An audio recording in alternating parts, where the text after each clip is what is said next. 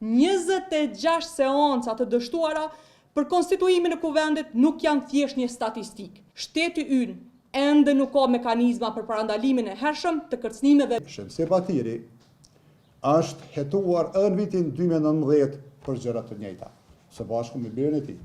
Do të thërnim ministrat po të kishin qeveri. Sot Kosova përballet me një krizë shumë thjesht sigurisë, kombëtare, publike, njerëzore.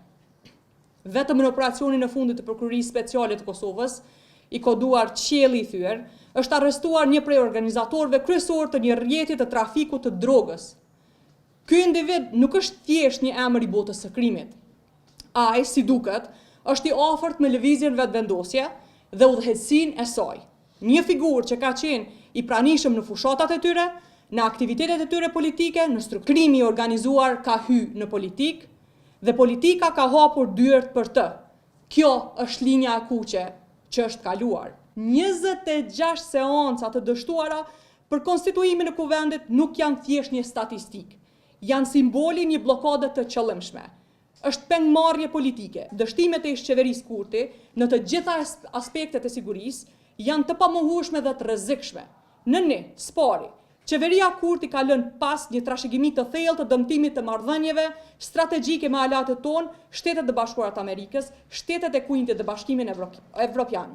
Kjo ndodhi përmes mungesës së përfaqësimit serioz në iniciativat e sigurisë rajonale dhe ndërkombëtare, injorimit të diplomacisë së mbrojtjes në një kohë kur fqinjet tonë, respektivisht Serbia, forcon tutje lidhjet me Rusinë, dhe skandaleve të njëpasnjëshme në prokurim dhe menaxhim buxhetor që kanë ngryer besimin e partnerëve. Sot ushtarët, policët, zjarrfikësit dhe personeli i sigurisë janë pa sigurim shëndetësor, pa sigurim jetësor dhe pa paga dinjetoze. Shteti ynë ende nuk ka mekanizma për parandalimin e hershëm të kërcënimeve moderne, siç janë kërcënimet kibernetike, dezinformimi dhe sulmet hibride. Krimi në këtë vend fatkeqësisht përuzon dhe krimi po përhapet në të gjitha fushat e jetës.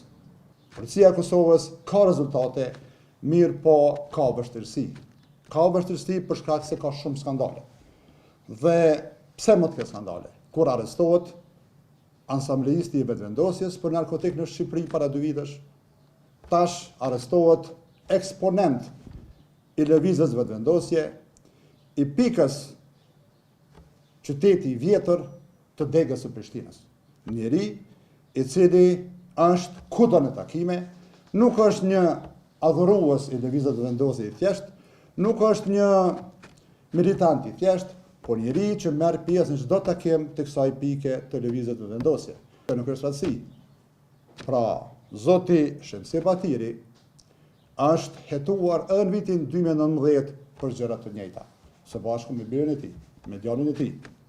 Dhe si është e mundur që një lëvizje aq e madhe politike, lëvizja një parti politike vetvendosje, të mos ketë informata për personin në fjalë. A është rastësishme mos konstituimi i institucioneve? Për shkak se ne po themi që si kanë numrat për qeveri. Ne po themi që si kanë numrat për votimin e kryetares të kuvendit. Po mendoj që është një çështje tjetër, se po të funksiononte kuvendi, deputetët e Republikës Kosovës do të diskutonin në foltorën e kuvendit për skandalet, për mafinë energjetike, për mbjetjet shtatësore dhe për gjitha skandalet që jemi duke përjetuar si shtet.